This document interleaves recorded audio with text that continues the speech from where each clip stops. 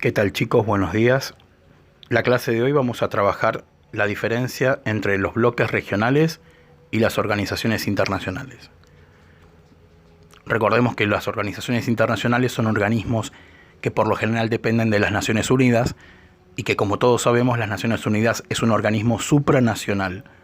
Cuando hablamos de organismos supranacionales, estamos hablando de organismos que están por encima de las decisiones que toman los estados nacionales.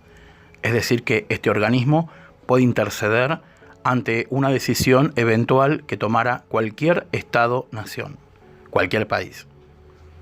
Entonces, para introducirnos en el tema, vamos a indicar que una organización internacional es, por definición, toda organización con miembros con alcances, con presencias internacionales.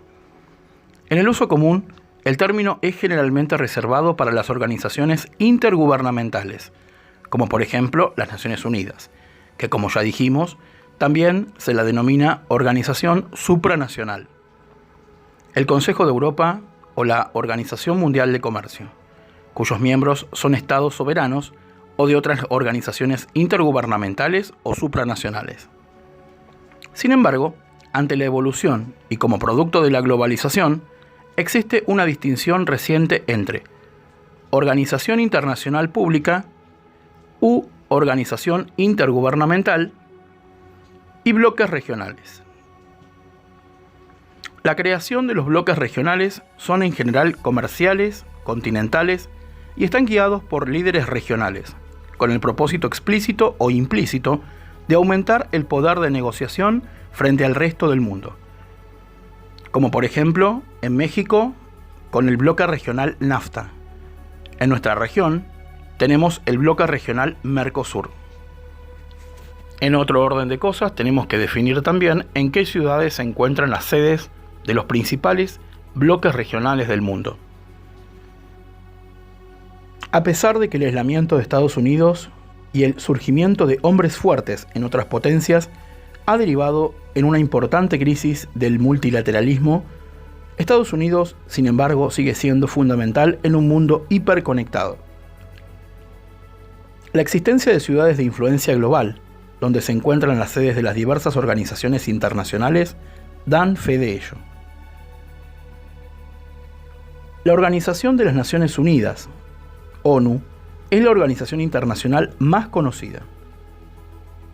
Tiene su sede central en la ciudad de Nueva York, Estados Unidos, y distintas subsedes regionales, como por ejemplo en Ginebra, Suiza, Viena, Austria y Nairobi, Kenia, entre las cuales se reparten sus decenas de agencias, aunque algunas, como la de la UNESCO, se encuentran en otras ciudades como por ejemplo París.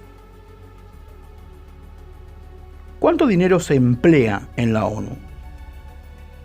Con la excepción de las Naciones Unidas en Nueva York y Nairobi, todas las grandes instituciones mundiales tienen sus sedes en el continente europeo, como por ejemplo la Corte de Justicia Internacional de La Haya, en los Países Bajos, o Interpol en Lyon, Francia, ambas asociadas a la ONU, o las grandes organizaciones deportivas, como por ejemplo la FIFA y el Comité Olímpico Internacional. Ambas son entidades privadas, cuyas sedes se encuentran en Suiza. Pero también instituciones como la Organización de Países Exportadores de Petróleo, la OPEP, localizada en Viena, pese a que no tiene ningún Estado miembro en el continente. Y es que Europa, surgida de las guerras mundiales, ha sido la gran defensora del multilateralismo, con una gran institución como es la Unión Europea, a la cabeza del mismo, y cuyos principales estados se encargaron de difundir por el mundo y repartirse las instituciones. Pero también la presencia de Suiza, que ha sabido vender su marca de país neutral. Suiza y la difusa línea de lo neutral. Sin embargo, la mayoría de las grandes sedes de las organizaciones internacionales son los centros de los bloques regionales de integración económica, además de algunos proyectos de ámbito regional de tipo cultural o militar, como por ejemplo la Liga Árabe o la OTAN. En algunos casos, la presencia de la sede en determinada ciudad deja entender buena parte del contexto político en el que surge la organización. En el caso de Bruselas, por ejemplo, fue elegida como ciudad bilingüe, entre latinos y germanos, y entre Francia y Alemania, como sede de los principales organismos de la Unión Europea. La liberal Organización de Estados Americanos, OEA, tiene su sede en Washington, y la Unión Económica Euroasiática, UEE, que ha suplantado de facto a la Comunidad de Estados Independientes, la antigua CEI, ha trasladado los principales organismos a Minsk, en Bielorrusia, o Moscú, en la Federación Rusa.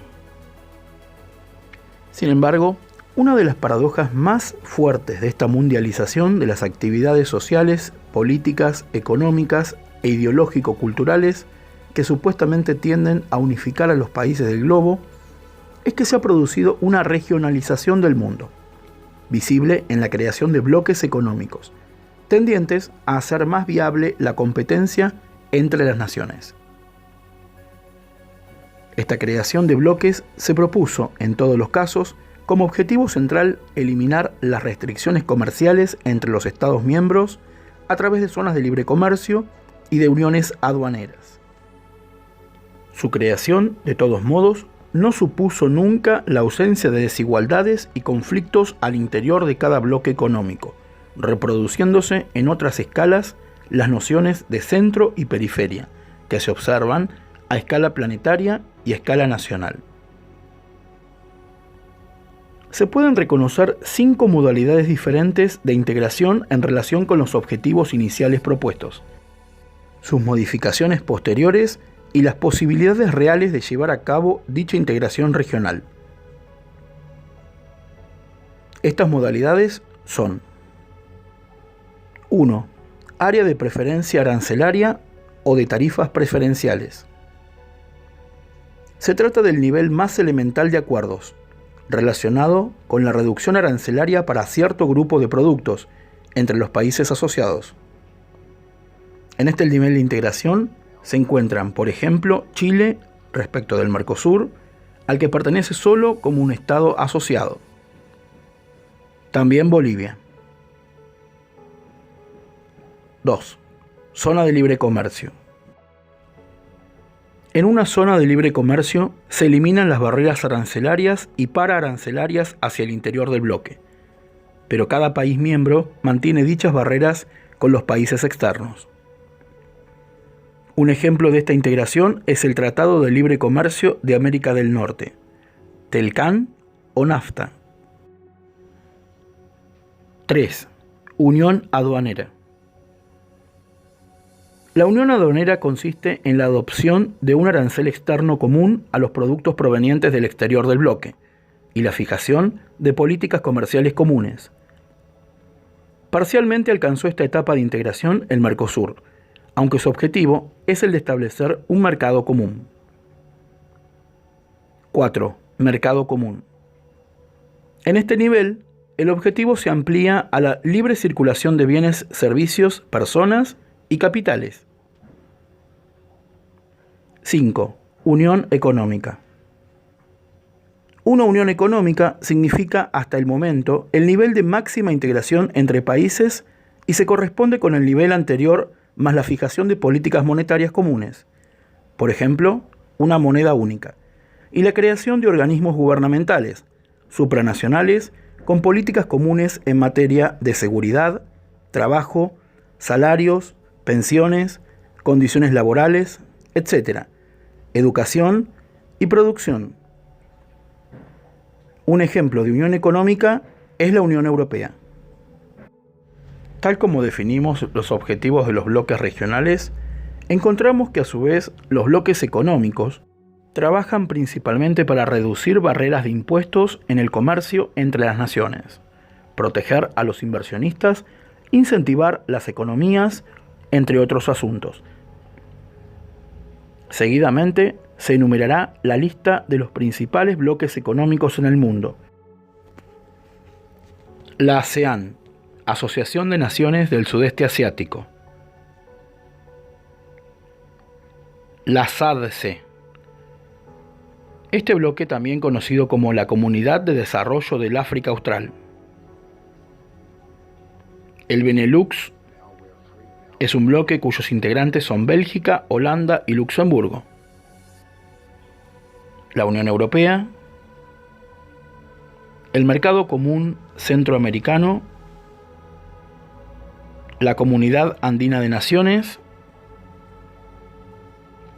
la Alianza del Pacífico y el Mercosur.